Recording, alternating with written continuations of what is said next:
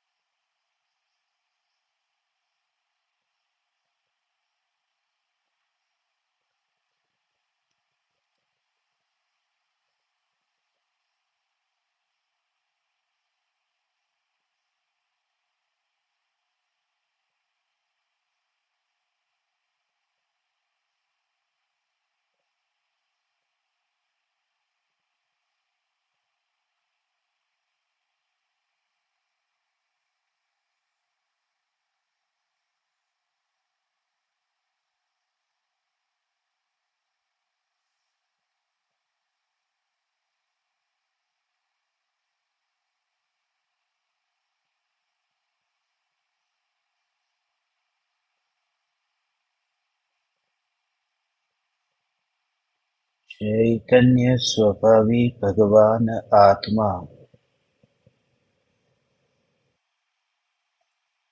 अनादि अनंत शुद्ध चैतन्य मात्र है।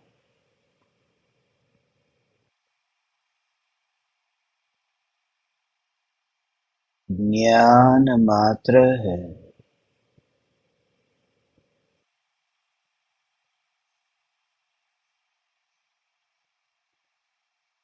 मैं शुद्ध चैतन्य मात्र,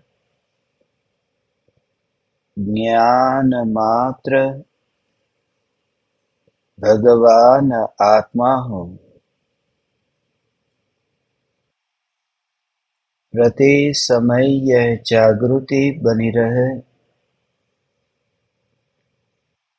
इस जागृति का नाम धर्म है। देह की प्रत्येक क्रिया के काल में और विकल्पों के बहते प्रवाह के काल में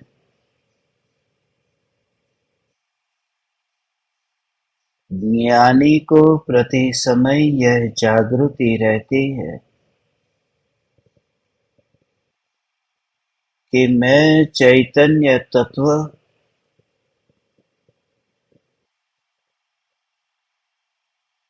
इस देह की किसी भी क्रिया में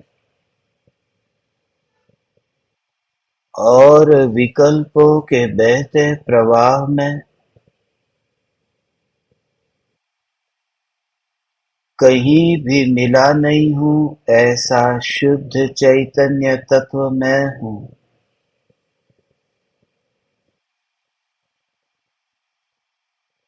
प्रति समय स्वयं की शुद्ध चैतन्य सत्ता का बोध आत्म जागृति ही धर्म है।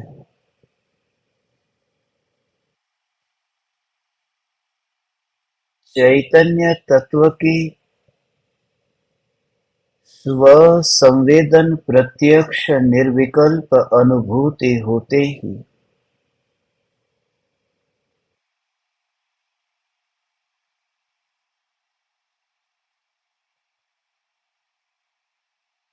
देह होने पर भी देहातीत दशा प्रकट होती है।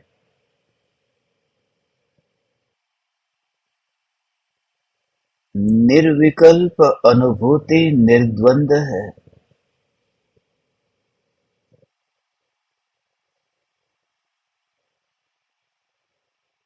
दुख का मूल कारण द्वंद है। आत्मानुभूति निर्द्वंद है और इस वजह से निर्विकल्प अनुभूति में दुख का प्रवेश नहीं होता।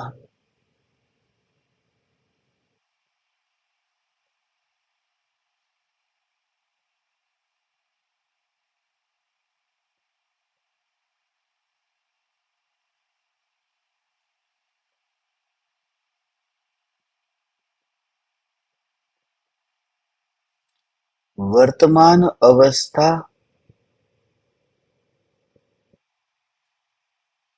मुझ में अपनापन करती है। वर्तमान की अवस्था ही मुझ में अपनापन कर सकती है।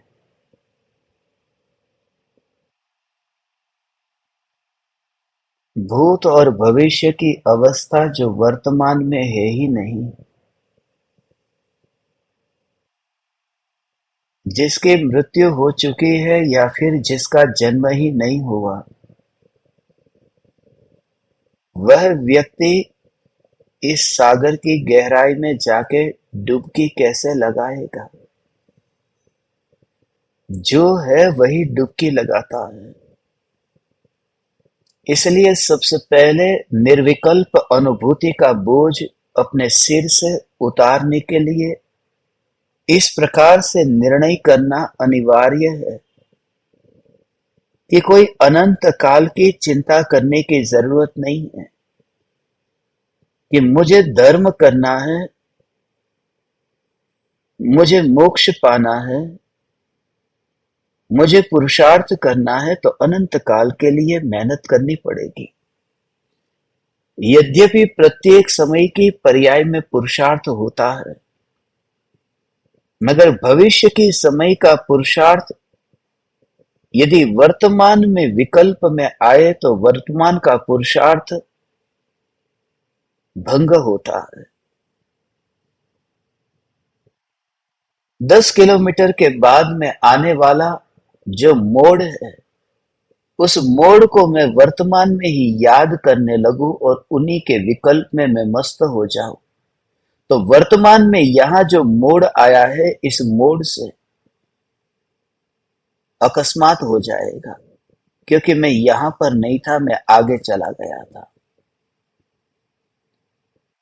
और मैं यहां पर ही रहूं, जो भी मेरा उपयोग है वह उपयोग कहीं और चला जाता है, और जहां होता हूं वहां उपयोग रहता नहीं। ये बेहोशी, इस बेहोशी के वजह से ही ये जीवन बर्बाद हो जाता है।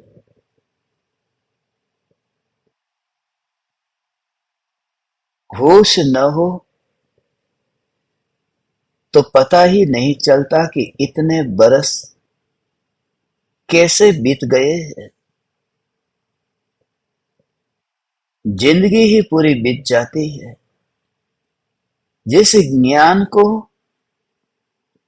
इंद्रियों और इंद्रियों के विषयों से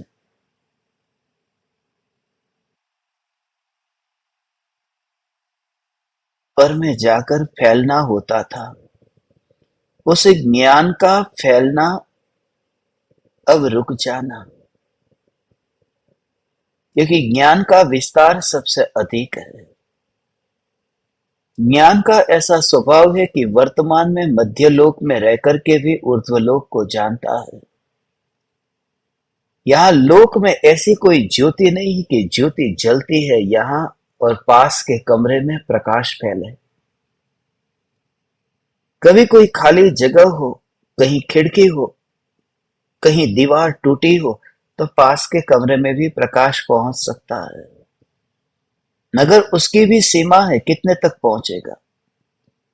मगर ये ज्ञान का प्रकाश ऐसा है कि वर्तमान में यहीं पर ही रह करके यह ज्ञान महावीर भगवान को जान लेता है, तो ये जो 7 राजों को पार करके भी ज्ञान में जानने रूप परिणमन तो हुआ नहीं। इसलिए ये ज्ञान की ज्योति अनुपम है। इस अनुपम ज्ञान ज्योति को बेहोश व्यक्ति समझ नहीं पाता।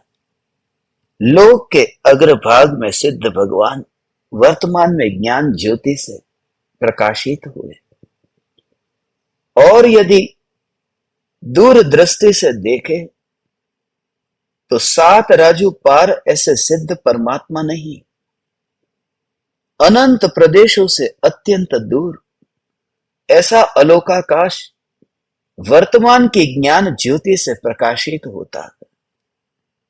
यह ज्ञान यहां पर रह करके लोक से अनंत गुने विराट आलोक को जान लेता है। मगर इस ज्ञान का जो फैलाव है, इस ज्ञान को ज्ञान में ही परिणमित होना, यह संयम है।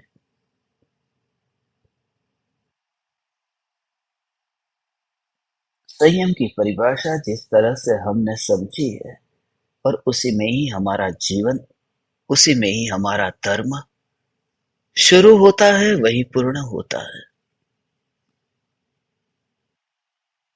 ये हाथ मेरा यहां पर है,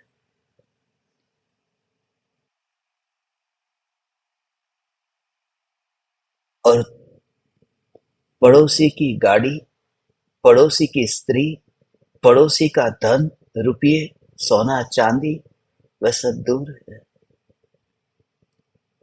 अब मुझे अधिकार नहीं है कि पड़ोसी के धन को मैं छूने जाऊं। ये अधिकार मेरा नहीं है। इसलिए धर्मी व्यक्ति अपने हाथ को पराये के पास में फैलाता नहीं है, अपने हाथ को पर के सामने फैलाता नहीं है।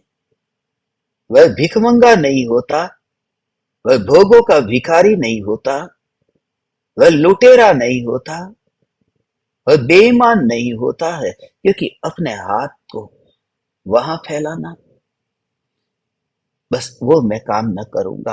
और जन्म से मरण तक ऐसा काम न किया, और जन्म से मरण तक इसी भ्रम में रहा कि मैं धार्मिक।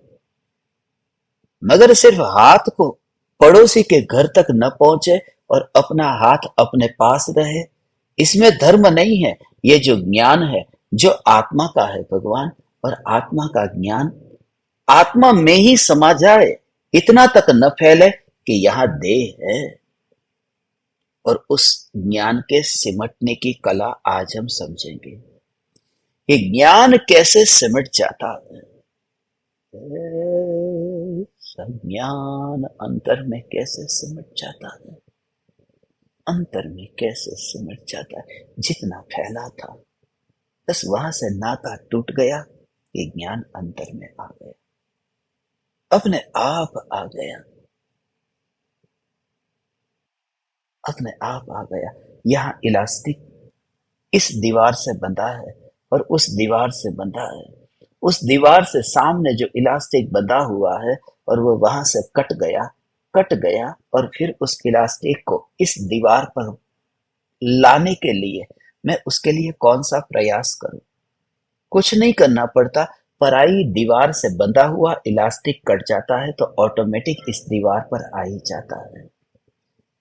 जो पराये का आकर्षण है, पराये का अपनापन है, पराये में तादाद में करने की जो वृत्ति है, वह वृत्ति ही अपने उपयोग को अपने में सिमटने नहीं देती। अपना उपयोग अपने में सिमट जाए।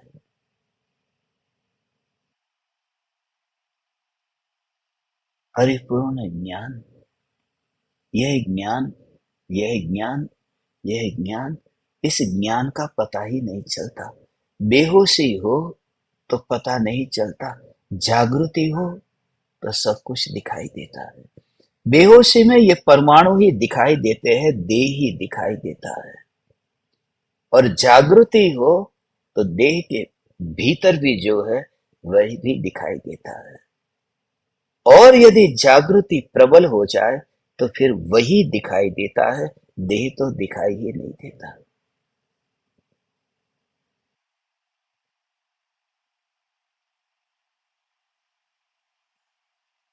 पता ही नहीं चलता। आप सबने टीवी पर कुछ कहानियों को सुना है, देखा है। उन कहानियों में एक कहानी है जिसे मैं आज आपके सामने कहना चाहता हूं। कहानी तो आपने भी सुनी होगी, और लोग सुनते भी है, मगर उसका असली भाव है वह भाव नहीं समझ पाते। उस कहानी में जो आध्यात्मिक अर्थ छुपा है उसे नहीं समझ पाते। मैं उस आध्यात्मिकता को आपके सामने व्यक्त करना चाहता हूं। बैताल पच्चीसी की कहानी 25 कहानियों का संग्रह है। विक्रम आदित्य, आपने नाम सुना हो। वो बैताल पच्चीसी में जो एक कहानी आती है, उस कहानी को मैं आपके सामने कहता हूं और आप खुद सुनते सुनते अनुभव करना क्या हो रहा है।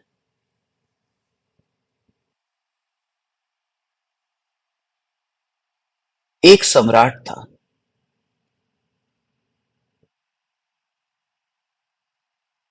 उस सम्राट के राज्य में से अनेक लोग कुछ न कुछ भेंट सौगात लेकर के राजा के पास आते थे। उनमें व्यापारी थे, सेठ थे, बड़े बड़े जमींदार थे। सब लोग आते, राजा को कुछ न कुछ भेंट देते और सुबह आकर भेंट देकर चले जाते। राजा के पास राजा का वजीर बैठा था और वह वजीर जो भी भेंट राजा के हाथ में आती थी, राजा उस भेंट को वजीर को देता और वह वजीर उस भेंट को इकट्ठा करता और फिर भेज देता।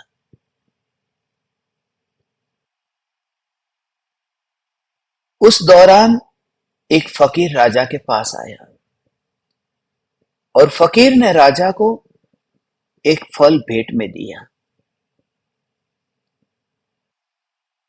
फल था जंगली, क्योंकि फकीर जंगल में रहता था। फकीर का ठिकाना नहीं था, कभी जंगल में रहता है तो कभी स्मशान में रहता है, कभी पहाड़ पर रहता है तो कभी गुफा में रहता है। फकीर का ठिकाना नहीं था, मगर फकीर का राजा के प्रति प्रेम बहुत था। वह फल लेकर के आया और राजा को वह जंगली फल भेंट किया। उस फल में कुछ ऐसा खास नहीं था। राजा ने मना नहीं किया, अनादर नहीं किया, क्योंकि कोई भी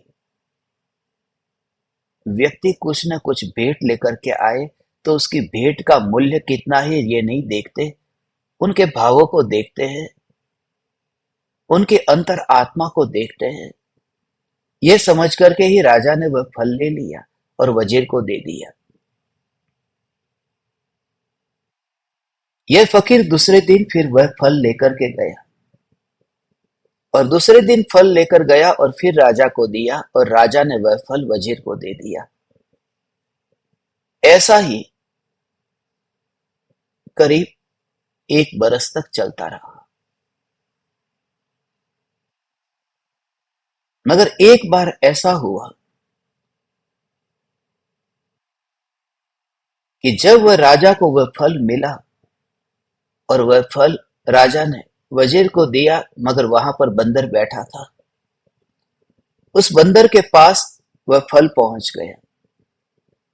बंदर ने उस फल को खाना शुरू कर दिया और देखा तो उस फल के अंदर से एक ऐसा चमकता हुआ, ऐसा मूल्यवान हीरा बाहर निकला। जमीन पर गिरा। बंदर ने हीरे को पकड़ा। बंदर पहचान नहीं कर सका। वजीर ने उस हीरे को देखा, राजा को दिखाया। राजा को भरोसा न हुआ। राजा ने ऐसा हीरा अपने जीवन में कभी देखा ही नहीं था। ऐसा ही है। राजा ने तुरंत ही वजीर को कहा कि अब तक जितने भी फल मिले हैं वे फल सब कहां हैं। अब विचार आया, होश न हो तो जिंदगी समाप्त हो जाती है, पता ही नहीं चलता। 1 बरस बीत गया था। राजा ने फकीर को पूछा कि इस फल में से निकले हुए हीरे का राज क्या है? ऊपर ऊपर तो जंगली फल लगता है और भीतर में वह हीरा, कुछ समझ में नहीं आ रहा ये हीरा अंदर कैसे चला गया, इसका राज क्या है? और राजा को श्रद्धा हो गई। ये श्रद्धा ऐसे ही नहीं होती, जीवन के अनुभव से व्यक्ति पर श्रद्धा बैठती है। और वह श्रद्धा हुई। राजा ने उस फकीर से कहा कि इसका राज मुझे बताओ। फकीर ने कहा कि यह राज मैं ऐसे ही नहीं बताता, इस राज को जानने के लिए, समझने के लिए तुम्हें मेरे पास आना होगा। बस मेरा काम इतना था कि तुम्हारे अंदर में एक पिपासा जगाओ और यहां से चला जाओ। भले देर से ही सही, 1 साल के बाद ही सही, कुछ तो जिज्ञासा जगी। मेरा 1 साल तक यहां आना ये व्यर्थ नहीं गया। आना होगा आपको, मैं जहां रहता हूं वहां। फकीर ने कहा कि मैं रहता हूं स्मशान में, आपको स्मशान में आना होगा और स्मशान में मैं आपको ये विद्या सिखाऊंगा, ये राज सिखाऊंगा। मगर स्मशान में आना है रात्रि के समय, मरघट में रात को जाना बहुत मुश्किल है, भय सताता है, डर लगता है ना। अमावस की काली रात हो, स्मशान में खोपड़ियां फटती हो, मुर्दों के ढेर हो।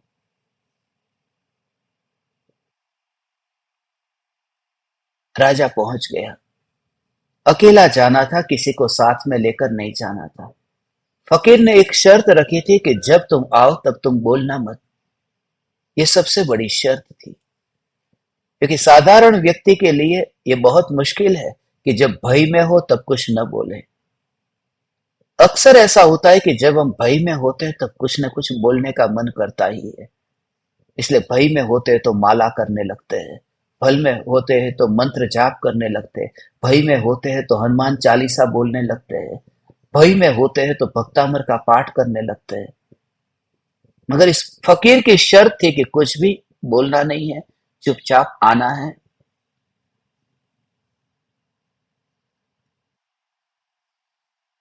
फकीर ने कहा उस जगह पर आ जाना, मैं बैठूंगा वहां दूर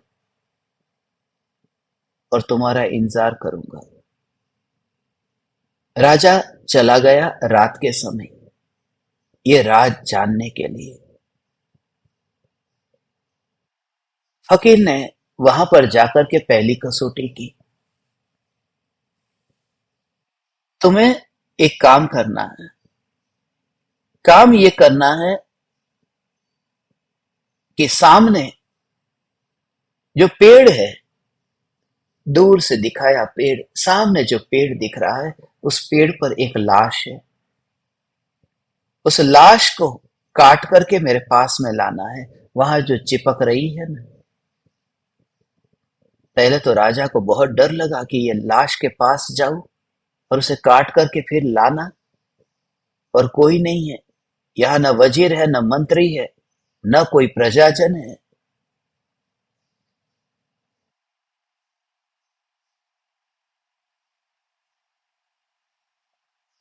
राजा गया, बहुत साहस जुटाया और साहस जुटा करके उस लाश को काटा।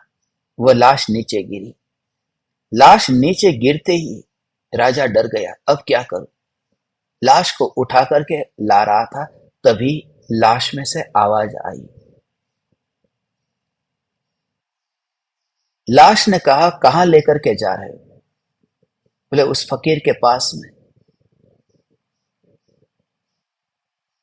मगर थोड़ा दूर था पेड़। अब ये राजा लाश को अपने कंधे पर ढो करके लेके जाए, तो उस लाश ने कहा एक काम करती हूं, तुम्हें चुप रहना है और तुम्हारे कंधे पर मैं यात्रा करूंगी, तुम थक जाओगे। एक काम करती हूं, मैं एक कहानी सुनाती हूं। जब मैं कहानी सुनाऊं तब तुम चुपचाप उस कहानी को सुनना, तो रास्ता भी पार हो जाएगा, जल्दी से तय हो जाएगा और लाश ने कहानी सुनाना शुरू किया। उस लाश ने इस राजा को कहानी सुनाई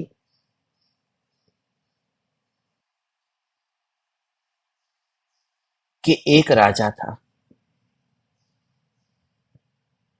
उस राजा की एकलौती बेटी थी। उस बेटी के प्रेम में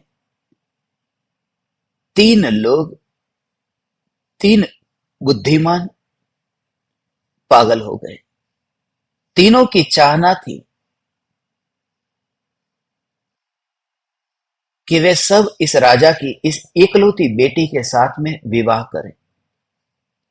मगर राजा ने सोचा कि किसके साथ विवाह कराओ, निर्णय नहीं ले पा रहे थे। राजा की बेटी भी निर्णय नहीं ले पा रही थी किसके साथ विवाह करूं, और तीनों प्रतिभाशाली थे। जब राजा की पुत्री निर्णय न ले पाई तो उसने थक करके आत्महत्या कर ली। ये तीनों प्रेमी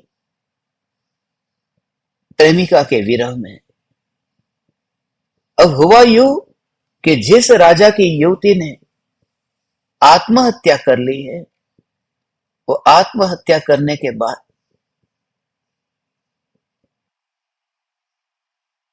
उसकी लाश को स्मशान में लेकर के गए। तीनों प्रेमी अब पागल हो गए हैं, मगर उनका पागलपन अलग अलग प्रकार का है। एक का पागलपन ऐसा है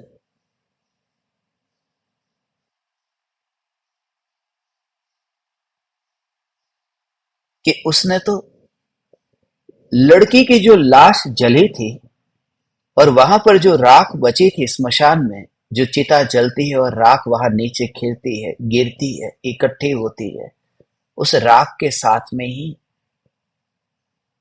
धुनी लगाना शुरू कर दिया।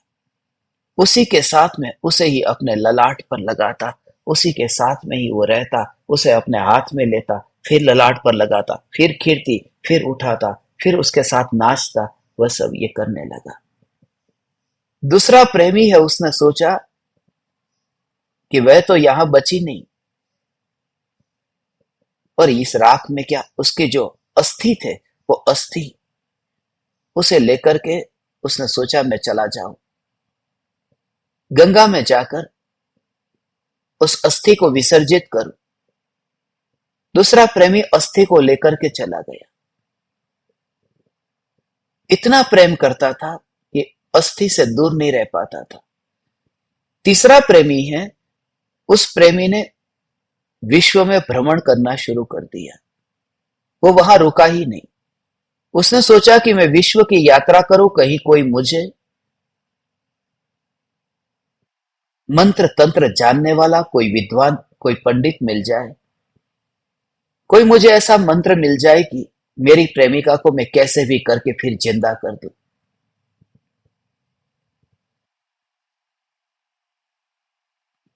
कुछ काल तक वह विश्व का भ्रमण करता रहा।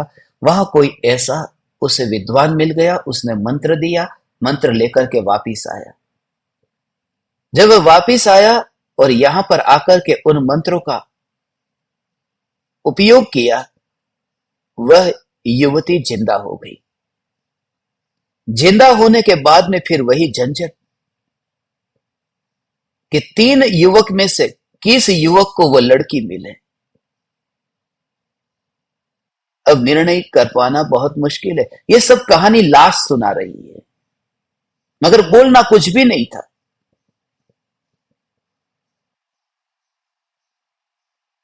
अब राजा इतना सुनने में मस्त हो गया था, जैसे तुम अभी सुनने में मस्त हो गए।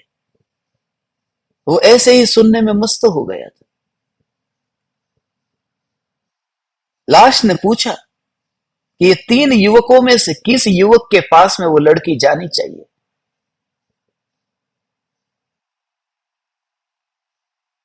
इसने विचार किया किसके पास जानी चाहिए, निर्णय नहीं ले पा रहे थे, मगर फिर अंत में निर्णय लिया। इस लड़की पर अधिकार, शादी करने का अधिकार उस लड़के का है जो स्मशान में बैठा है। जिसने राख को ललाट पे लगाया है। इसलिए क्योंकि ये तीन युवक है। जिस युवक ने मंत्र लाकर के इस लड़के को जिंदा किया है, उसने तो जीवन दिया है ना। उस लड़के ने तो पिता का कार्य किया है, इसलिए वह लड़का पिता होने का अधिकारी हो गया है। उसने जीवन दे दिया है। एक लड़का जिसने अस्थि को लेकर के गंगा में बहाने गया था, उसने तो पुत्र का काम किया है, जो बेटा अग्नि संस्कार करने के बाद में अस्थि विसर्जन करने जाता है। तो तीन युवकों में से एक तो पिता तुल्य है और एक पुत्र तुल्य है। मगर प्रेमी तो वही है जो वहां से हिला नहीं, वहां से डिगा नहीं। वो उसके साथ में ही धुनी लगा करके मस्त हो गया। वहीं पर ही जिंदा है या मुर्दा है ये विचार भी नहीं आया।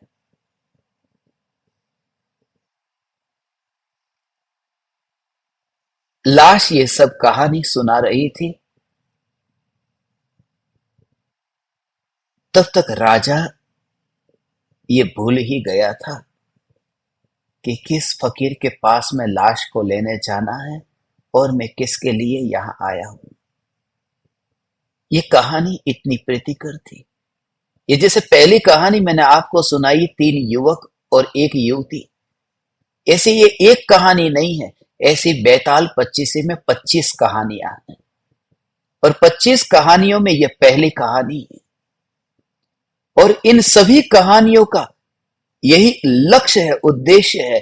जब तुम किसी में संलग्न होते हो, जैसे तुम सुनते सुनते सुनते सुनते सुनते इतने संलग्न हो गए कि उस राजा को पता भी न चला कि उस फल के अंदर जो हीरा था, वो हीरे का राज क्या है, वो बात तो याद ही नहीं आई। जिसके लिए वो वहां गया था फकीर के पास, बात कहीं और पटरी पर चली गई। यदि होश न हो तो जिंदगी समाप्त होने में देर नहीं लगती। और ये सब कहानी एक है, ऐसी 24 कहानियां और है। कभी जीवन में मौका मिलेगा तो उन कहानियों को सुना करके मैं तुम्हें थोड़ा बोर करूंगा, जिससे तुम्हें पता चले कि होश न हो तो जिंदगी कैसे बर्बाद हो जाती है। ऐसे ही हमारा आज का आधा घंटा बर्बाद हुआ। मुझे जो ध्रुव चैतन्य की बात कहनी थी वो कह नहीं पाया, आधा घंटा इस कहानी में लगा। और आधे घंटे की ये कहानी नहीं है, ये तो हमारी 60 साल की 80 साल की कहानी है। और उस कहानी के दौरान फिर कोई याद दिलाने वाला मिल जाता है, जो तुमसे कहता है कि तू कहां बह रहा है, कहां बेहोश हो रहा है, तू जाग। तो उपयोग को कितना फैलाता है, उस उपयोग को अपने पास में समेट करके रख। उपयोग को फैला मत, उपयोग को फैला मत, उपयोग को समेट ले, समेट ले, समेट ले। जितना फैलाया है उतना फैलाया, ठीक है, मगर उसमें फैलाया है तो भले फैलाया है। मुझे एक और कहानी स्मरण में आई।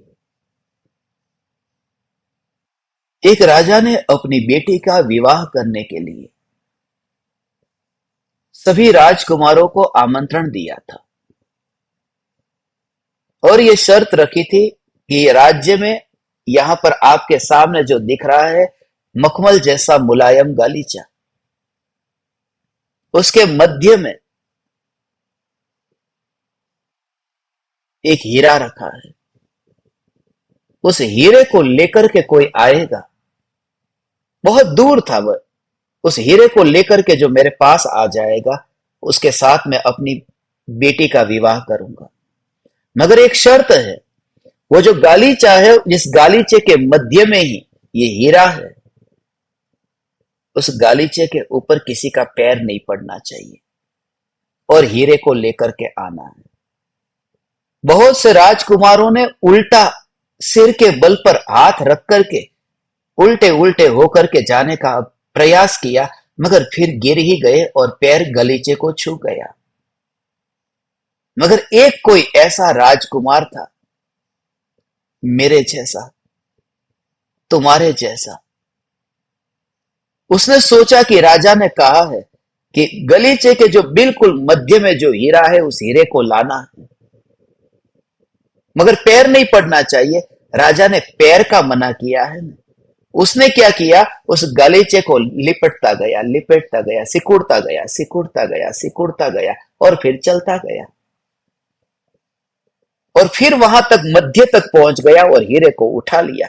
गालीचे पर पैर भी नहीं पड़ा और हीरा हाथ में आ गया। फैलाया था गलीचा और हीरे को पाना था, और गलीचे को छुए बिना हीरे को पाना है। मैं तुमसे ये कहता हूं, तुम्हारे जैसा राजकुमार इसलिए क्योंकि तुमने भी अपने गालीचे को इतने बरसों तक बहुत फैलाया है। अब उस गालीचे को समेटने का समय आ गया है। अब उस गलीचे को समेटने का समय आ गया है।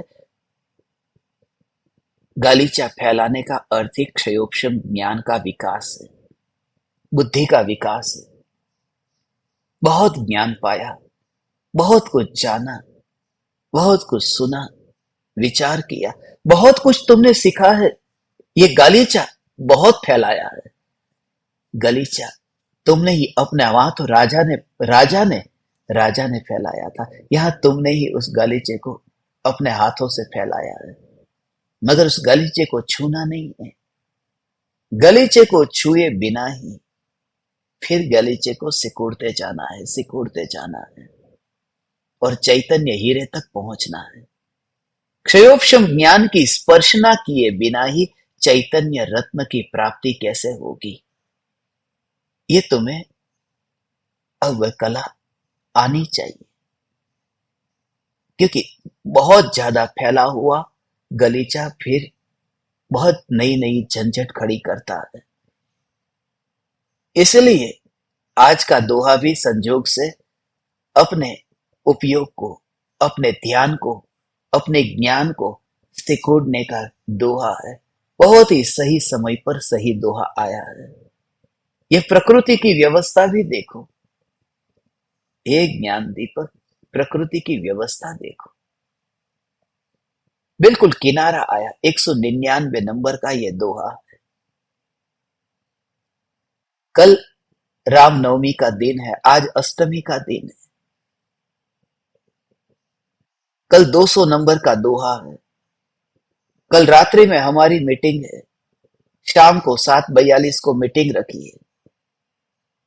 कल सुबह 6:42 को ध्यान का प्रयोग रखा है, और कल दोपहर में फिर पाहुड़ दोहा रखा है। फैलाओ गालीचा जितना फैला सको, फिर कुछ दिनों में सिकुड़ना है, और ऐसे सिकुड़ना है अद्भुत। कल दोपहर में भी कितने बजे सत्संग रखूं ये विचार कर रहा था। 200 नंबर का दोहा है ना, कितने बजे रखना चाहिए? 1:24, 1:42। फिर विचार आया 2 बजे रख देता हूं, 200 हो जाएगा ना। 200, 200 हुआ दोहा, 200 बजे रखेंगे। कल दोपहर में 2 बजे ये दोहा क्षयोपशम ज्ञान को सिकुड़ने का, क्षयोपशम ज्ञान को सिकुड़ने का। और इसलिए 2 बजे, क्योंकि कल की हमारी मीटिंग ज्ञान दीपक प्रज्वलन आत्म साधना का अंत लाने के लिए, स्वतंत्र करने के लिए कल शाम की मीटिंग रखी है। दोपहर में 2 बजे इसलिए क्योंकि परम कृपालु देव का देह भी 2 बजे छूटा था। मृत्यु का दिन था, मृत्यु का समय था। कल राम का जन्म का दिन भी है। दोपहर के 2 बजे पाहुड़ दोहा भी रखा है। सब संजोग, ऐसे कनेक्शंस मिल गए हैं। अब तुम अपने गलीचे को सिकुड़ते जाओ।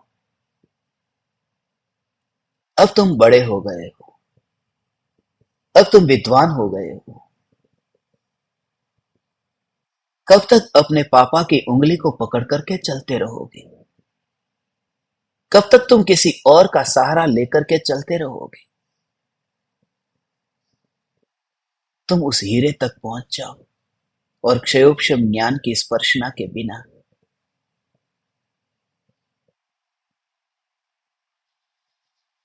बहुत मैंने सोचा है, विचार किया है। मैं कल अपने विचारों को आपके सामने बताऊंगा, और जिस तरह से मैंने आप परमात्माओं के लिए जो सपने देखे हैं, जो भावनाएं पाई है, वो सब मैं कल रात्रि में आपके सामने बताऊंगा। मर्यादा नहीं होगी, समय बहुत लग सकता है, 2 घंटे, 3 घंटे, 4 घंटे, इसलिए मैंने कहा रात के 12 भी बज सकते हैं। कल पूरी तरह से तैयारी के साथ में ही बैठना। मैं आपको बहुत सी बातें बताऊंगा। कल आपके जीवन का बहुत महत्वपूर्ण और यादगार दिन है, रामनवमी का दिन है।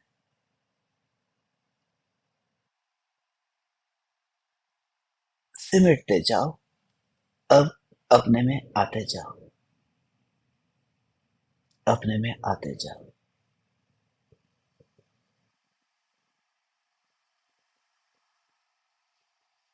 ज्ञान को समेटते जाना, उस ज्ञान को छुए बिना। ये क्रिया ऐसे नहीं होती, ये क्रिया ऐसे नहीं होती भगवान। तो गलीचे को ये सिकुड़ता जाता है, मोड़ता जाता है, मोड़ता जाता है, मोड़ता जाता है। ऐसे ही इस ज्ञान को सिकुड़ना भी कहा है।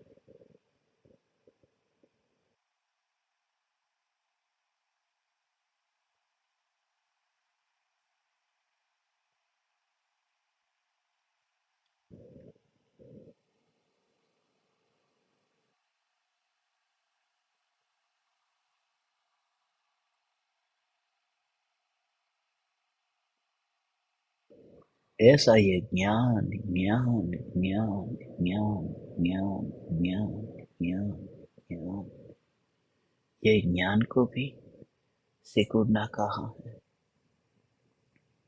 हाथ से गलीचे को पकड़े और हीरे तक पहुंचे, मगर यहाँ पर मैं स्वयं चैतन्य हीरा हूँ।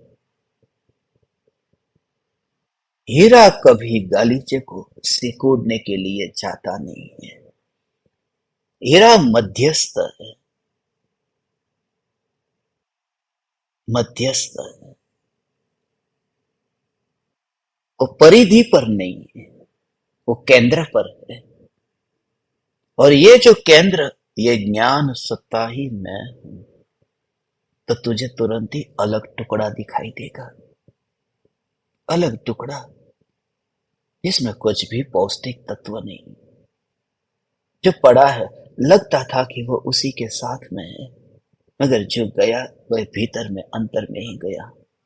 अंतर में, अंतर में, अंतर में, अंतर में, उसी उसी उसी उसी उसी उसी उसी को ही देखते हो न। मिर्ची को देखते हो न, लौकी को, जो उसका ऊपर का भाग होता है, वो हम सब्जी में डालते नहीं है, उसे हम खाते नहीं है। देखते हो न तुम, जिस मिर्ची को हमने पकड़ करके रखा है, जिस उस डंडी को पकड़ करके रखा है, पर मिर्ची को खाते गए, खाते गए, खाते गए, खाते गए। और जब पूरी तरह से मिर्ची खा ली, फिर डंडी को कि तू कौन और मैं कौन, चल खत्म। थोड़ी देर में ही नाली में पड़ी है वह डंडी। मिर्ची पेट में चली गई और डंडी कचरे में। वो शरीर बन गई और वह कचरे में जाके सड़ गई। और यही विधि है। जिस क्षयोपम ज्ञान को अभी तुमने सुना, सीखा, जाना, और ध्रुव सत्ता का जो माल है, उस माल को तुम ग्रहण कर लो। ध्रुव तत्व को तुम ग्रहण करो, और फिर क्षयोपम ज्ञान की डंडी को एक और रखो। लौकी को देखते हो ने, उसका भाग है, उसको ऊपर का भाग निकाल देते हैं और फिर फेंक देते हैं। ककड़ी को देखते हो ना, उसका ऊपर का भाग है, उसका एक थोड़ा भाग तो काट देते हैं और अलग कर देते हैं।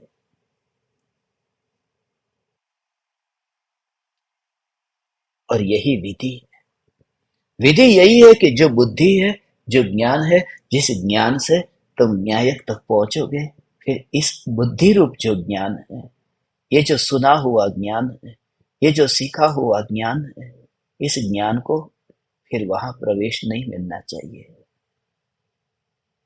इस ज्ञान को वहां प्रवेश नहीं मिलना चाहिए। यह ज्ञान,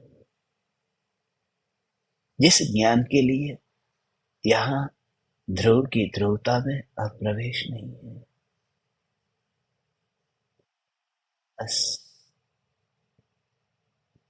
बस, बस, ये भीतर में ये जो विकल्प है, ये बाहर में जो ये देह है, और उसके मध्य में जो ये ज्ञान है, उस ज्ञान ज्ञान ज्ञान ज्ञान ज्ञान ज्ञान ज्ञान ज्ञान, अंदर से तू ज्ञान को ही ग्रहण करता है, ज्ञान का ही रस ग्रहण करता है, विकल्प का नहीं। आम का ऊपर का छिलका निकाल दिया है, छिलका निकाल देते हैं और फिर आम को खाते हैं। पैसे यदि कम हो, आम कम हो, तो फिर उसे चूसते हैं। गुठली को भी जितना भी रस ले लेकर के चूस सके उतना चूस लेते हैं। मगर तुम सबने भी एक बार तो जीवन में गुठली को चूसा होगा। उस गुठली को जब जीभ पर रखते हो और चूसते हो, उस समय ये गुठली का रस, ये विकल्प ही नहीं आता। वहां कैसा भेद है कि आम कितना मीठा है। गुठली मीठी है यह बात नहीं है, ये आम का रस कितना मीठा है।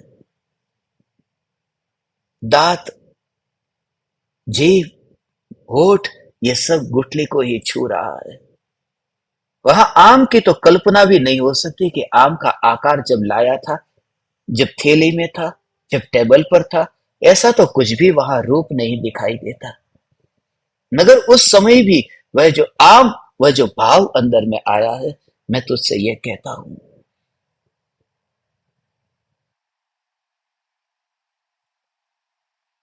राग और द्वेष के विकल्प की गुठली, क्षयोपशम ज्ञान की गुठली, तुझे लगेगा कि मैं क्षयोपशम ज्ञान का अनुभव करता हूं, मगर वो जो रस है वह क्षयोपशम ज्ञान का नहीं है, वह ज्ञान स्वभाव का रस है।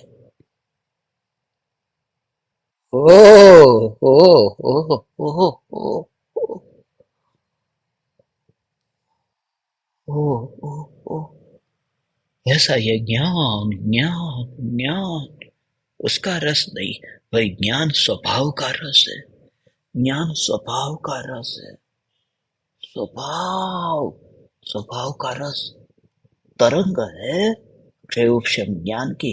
जैसे एक एक समय की पर्याय में ये ध्रुव सत्ता का वो जो भाव,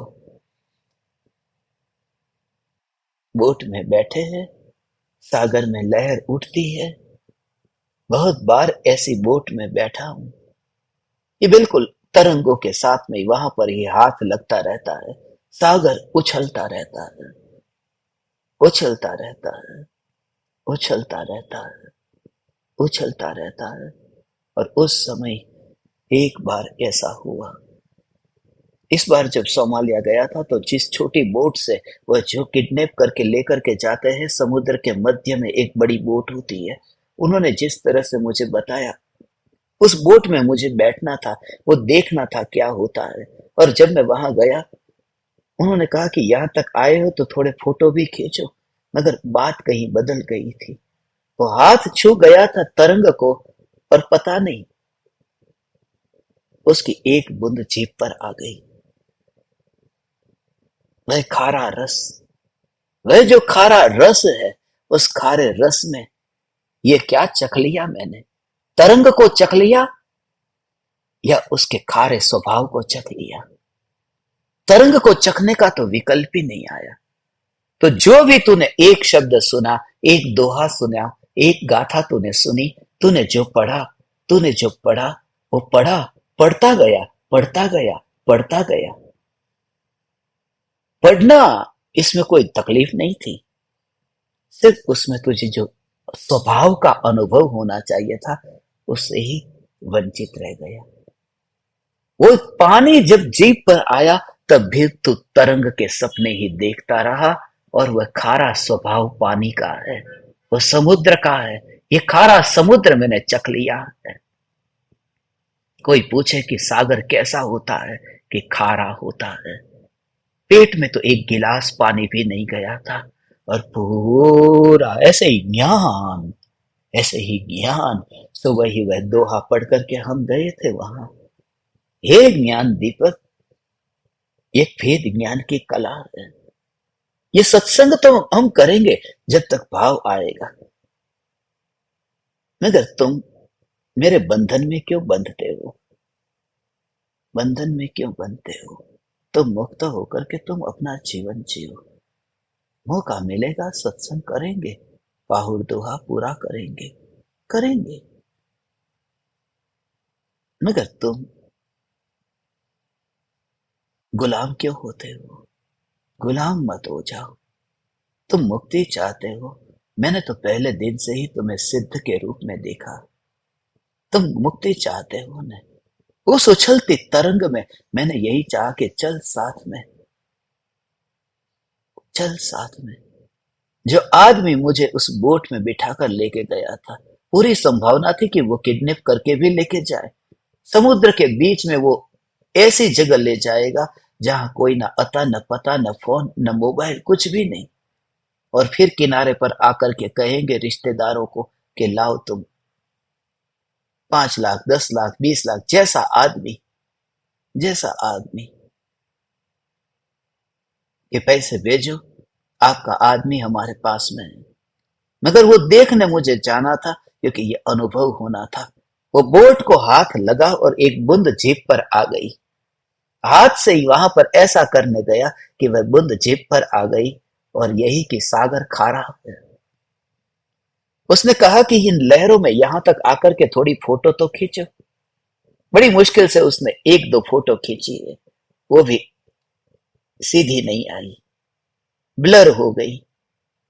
वो कहता है यहां तक आए हो, लोग यहां तक आते हैं तो एक फोटो खींचते हैं कि देखो यहां तक। मगर उस समय यही कि सागर खारा है। ये स्वभाव का अनुभव ऐसा है कि जैसे ही तुमने जाना, द्रव्य 6 होते हैं। अच्छा, 6 द्रव्य होते हैं। ओके, उसमें 6 में पहला कौन सा? कि जीव। पर दूसरा कौन सा? उद्गल। ये शरीर कौन सा द्रव्य है? उद्गल द्रव्य है, उद्गल द्रव्य है। फिर धर्म, अधर्म, आकाश काल, ये कौन से है? ये सब सीखा। क्लासरूम में से बाहर निकला, गया था तब थैली में माल कम था, आया तब थैली में माल ज्यादा लेकर के आया।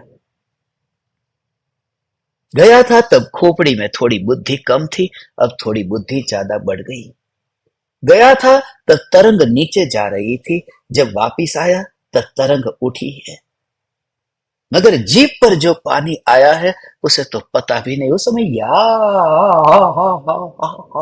ज्ञान, ज्ञान, ज्ञान, ज्ञान, ज्ञान, ये ज्ञान, ज्ञान, ज्ञान, ये ज्ञान ही अंतर में तारा में चलता रहता है। ओहो हो, वहां स्वभाव का अनुभव है। तो ये स्वभाव की बात हुई है। सोमालिया की बात नहीं है, ये स्वभाव की बात है। ये समुद्र की बात नहीं है, ये स्वभाव की बात है। ये सागर की बात नहीं है, ये चैतन्य सागर, सागर, सागर, सागर। ऐसा अंतर में विरोध किए बिना मैं आप ज्ञान दीपकों को यही कहता हूं। इतने वर्षों से आपने सुना, जो ज्ञान बढ़ा, बस बढ़ते हुए ज्ञान में स्वभाव का अनुभव करना। स्वभाव, स्वभाव, स्वभाव। कितना सरल है ना,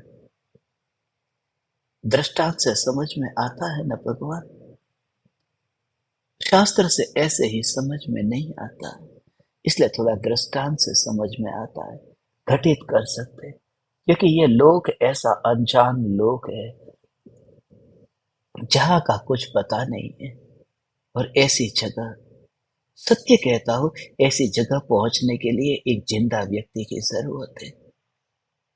जिंदा व्यक्ति जो तुम्हें तुम्हें पकड़ करके ले जाए, जरूरत है, जरूरत है। मगर वह व्यक्ति तुम्हारे लिए बंधक, वह व्यक्ति तुम्हारे लिए जेलर साबित नहीं होना चाहिए। बस आज, हाँ,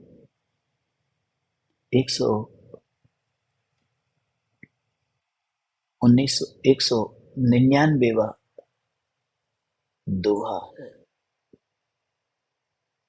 119 बहुत स्मरण में आता है ना, इसलिए 119 निकल गया।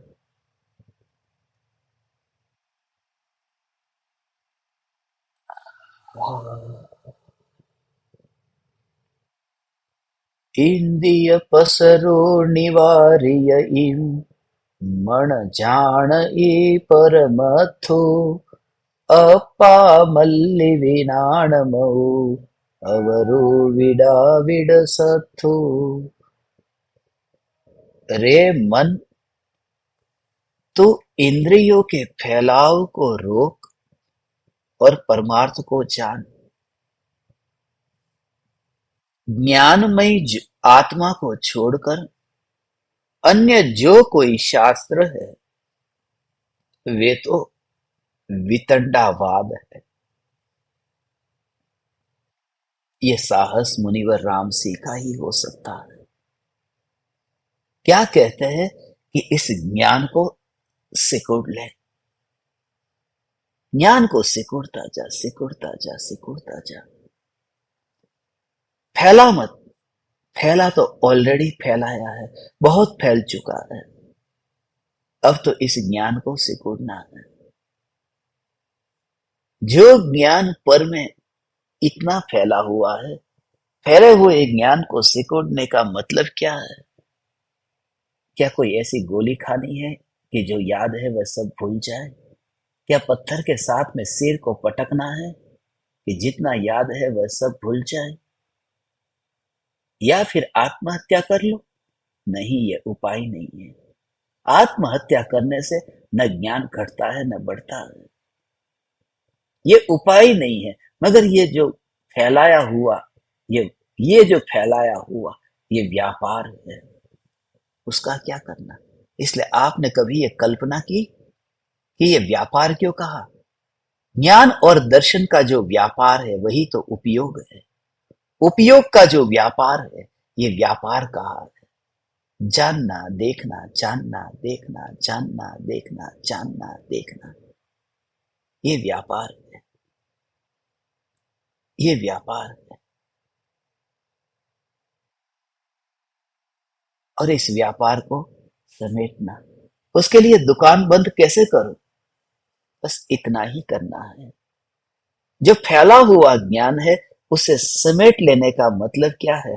उस फैले हुए ज्ञान का विकल्प न रहे और स्वभाव का अनुभव हो तो तुमने सिमट गए।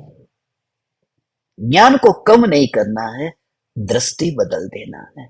जो तरंग उठी है, फैली है, ऊपर गई, ऊपर गई, ऊपर गई, उसे नीचे नहीं धकेलना है कि सिमट जाओ अब, सिमट जाओ अब, कि उतनी ऊपर गई है तो तरंग को मैं थोड़ा नीचे धक्का दे करके और नीचे कर दूं।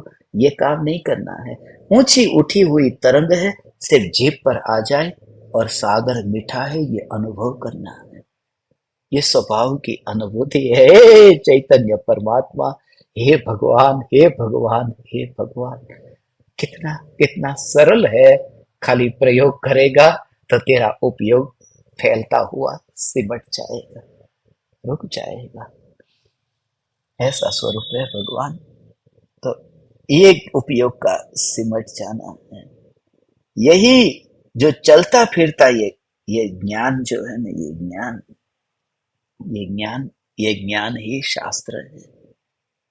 ये ज्ञान शास्त्र है। बाकी जो शास्त्र है, ये बाकी शास्त्र तो वितंडावाद है। ये मुनिवर राम से ही कह सकते हैं। वितंडावाद का अर्थ होता है व्यर्थ की बकवास। कोई कह सकता है ये साहस किसी में आ सकता है? वितंडावाद है। जो जीता जागता ज्ञान है वही शास्त्र है।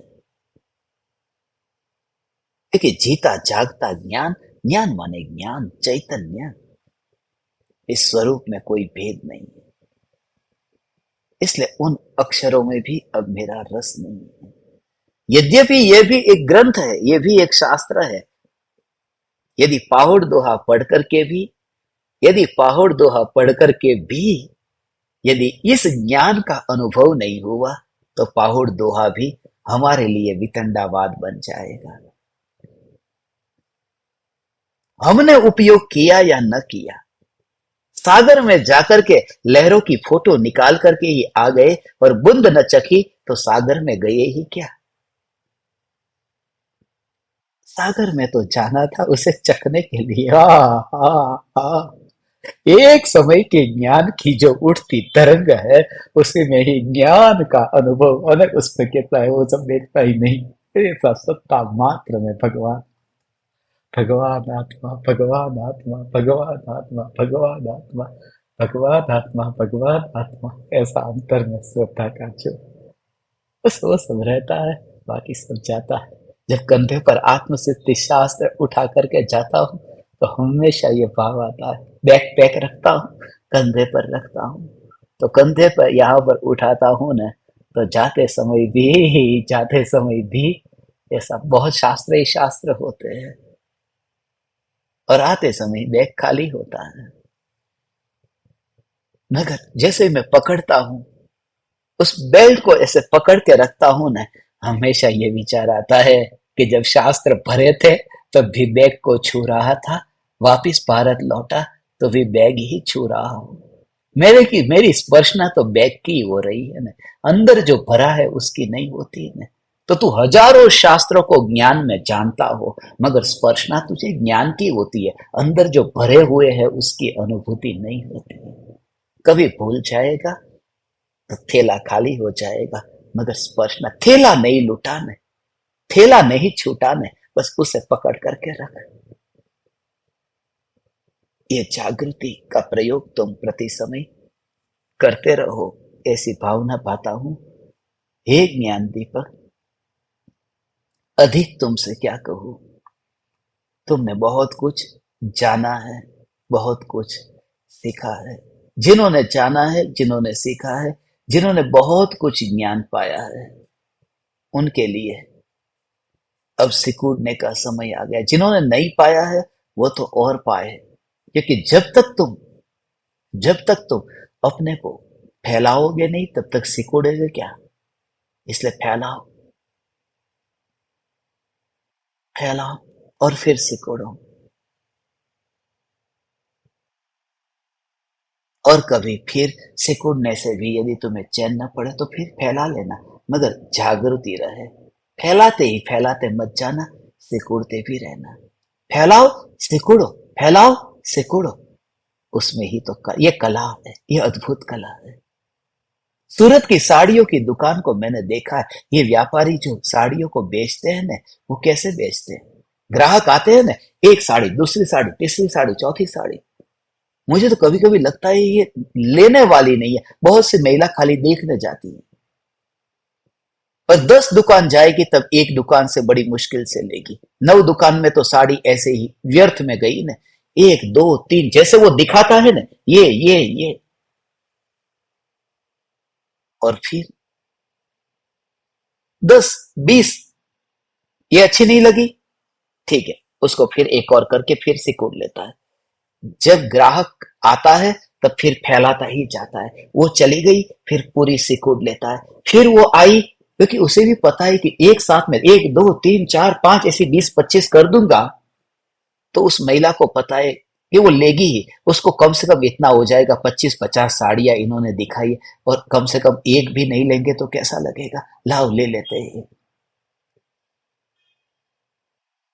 फिर वो सिकुड़ लेता है, फिर फैलाता है, फिर सिकुड़ता है। उसमें ही उसका व्यापार चलता है, उसमें उसकी कमाई होती है, तब कमाई होती है। हे ज्ञान दीपक, तुम ग्राहक हो। जब तुम मुझे मिले, मैंने इस साड़ियों को फैलाता गया, मैं फैलाता गया इस ज्ञान को। जब तुम न थे, तब मैं सिकुड़ता गया। अभी लैपटॉप स्विच ऑफ कर दूंगा, फिर मैं सिकुड़ लूंगा, फिर कल मिलूंगा, फिर फैलाऊंगा। इससे ही मेरी वितराग परिणति की कमाई होती है। फैलाते जाओ, सिकुड़ते जाओ, अकेला फैलाओ भी मत, अकेला सिकुड़ो भी मत। अभी जिस स्थिति में हम है, उस स्थिति में यही एकमात्र उपाय है।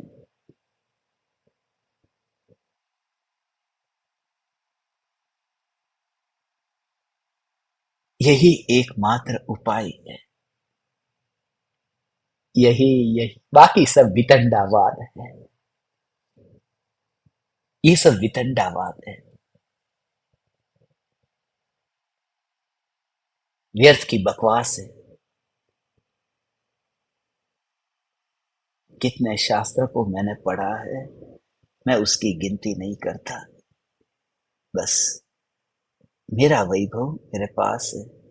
वह सागर की ऐसी स्पर्शना होती है कि वहां जैसे मीठा रस वहां पर आया, बस वो काम हो गया, काम हो गया।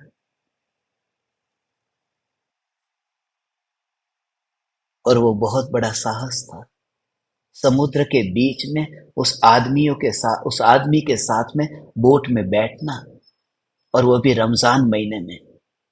बहुत बड़ा साहस था। यदि बोट वहां पर सागर में यदि गिर जाती, डूब जाती, मुझे तो तैरना आता नहीं है, मगर उसे तैरना आता है। मगर वो सागर में गिरेगा नहीं, उसने मुझे पहले ही कह दिया था कि यदि आपकी बोट यदि उल्टी हो जाए तो मैं बचाने नहीं आऊंगा। 1 महीने के लिए हम बचाने किसी को नहीं चाहते। बोले हमारा रमजान महीना चलता है, और यदि हम सागर में डुबकी लगाए तो पानी ओठ को छू लेता है, तो हमारा रोजा जो है वो टूट जाता है। हम तो थूक भी नहीं गले उतारते, पानी भी नहीं छूते, इसलिए मैं डुबकी नहीं लगाऊंगा। माने आपको बोट में बैठना है तो बैठो।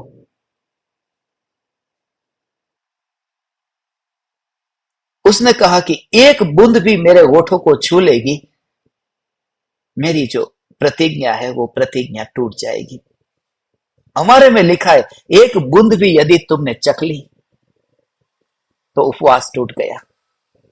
उस समय मुझे यही भाव आया, एक बूंद ही खाली गिरी है यहां, और यहां जीभ पर आ गई कि बस उपवास टूट गया। अनुभूति जब होती है तो एक समय की बुद्ध का ही स्वभाव का अनुभव होता है, अनादिकाल का उपवास छूट जाता है, पारणा हो जाता है।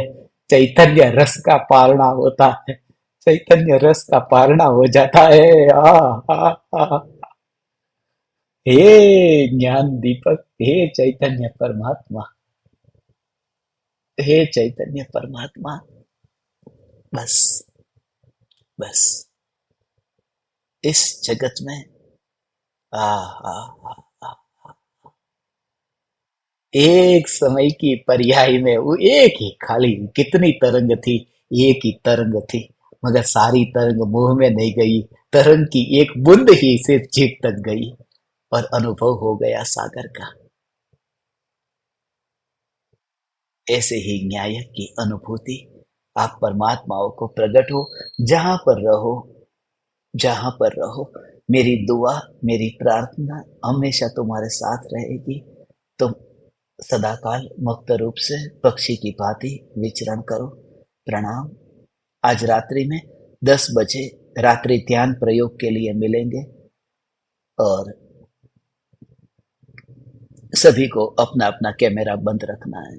आपको लगेगा ये क्या, कभी खोलो कभी बंद करो, कभी खोलो कभी बंद करो। सुबह कैमरा चालू ही रखना है, बंद नहीं करना। रात को बंद ही करना है, चालू नहीं करना। ऐसे ही तो व्यापार चलता है। साड़ी को फैलाओ और सिमटो, फैलाओ और सिमटो। ऐसे ही कैमरे को खोलो बंद करो, खोलो बंद करो। ऐसे ही तो प्रयोग चलते हैं। इस प्रयोग से प्राप्ति हो। आप परमात्मा को अनंत अनंत प्रणाम करता हूं। अनंत अनंत प्रणाम।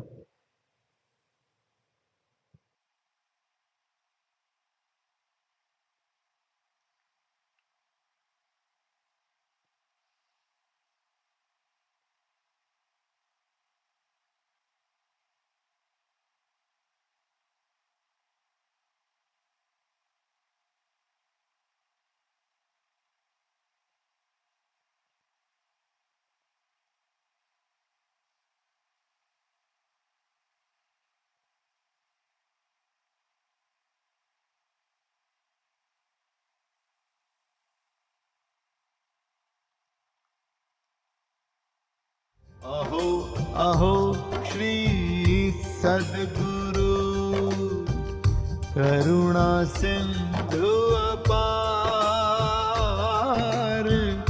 इस पामर पर प्रभु किया आहो आहो उपकार, आहो आहो उपकार। देह सहित जिनकी दशा वरते देहातीत, उन ज्ञानी के चरण में हो वंदन अगणित, हो वंदन अगणित।